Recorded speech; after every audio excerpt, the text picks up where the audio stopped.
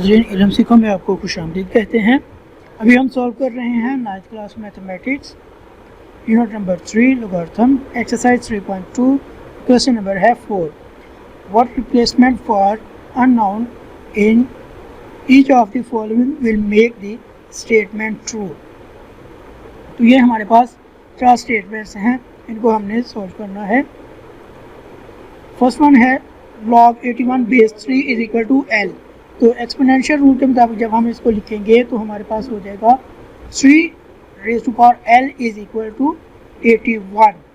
3l is equal to 3 raise to power 4।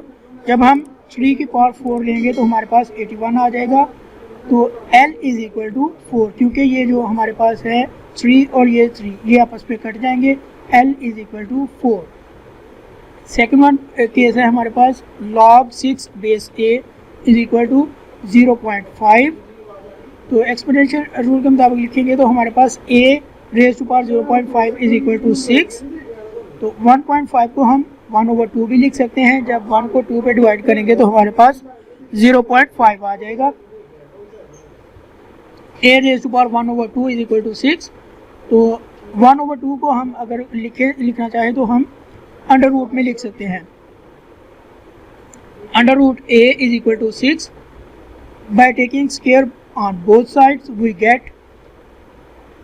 जब हम square लेंगे अंडर रूट a का तो स्क्वायर और अंडर रूट आपस में कट जाएंगे।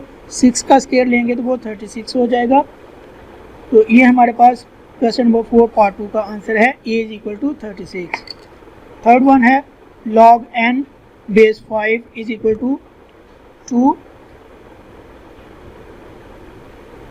एक्सपोनेंशियल रूल के मुताबिक लिखेंगे तो हमारे पास आ जाएगा 5 raise to power 2 is equal to n। तो अब हम लेंगे 5 का स्क्वायर तो हमारे पास 25 आ जाएगा।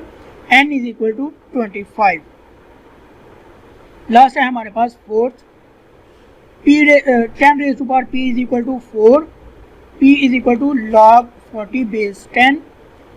तो बेस 10 हो तो हमारे पास ये 1 आ जाएगा। p is equal to log 40।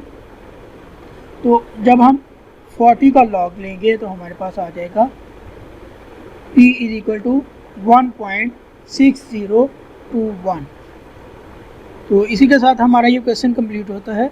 अगर आपको हमारी ये वीडियो पसंद आई तो हमारा चैनल इल्म सीखो सब्सक्राइब करें और अपने दोस्तों के साथ भी शेयर करें। शुक्रिया नाज़रीन।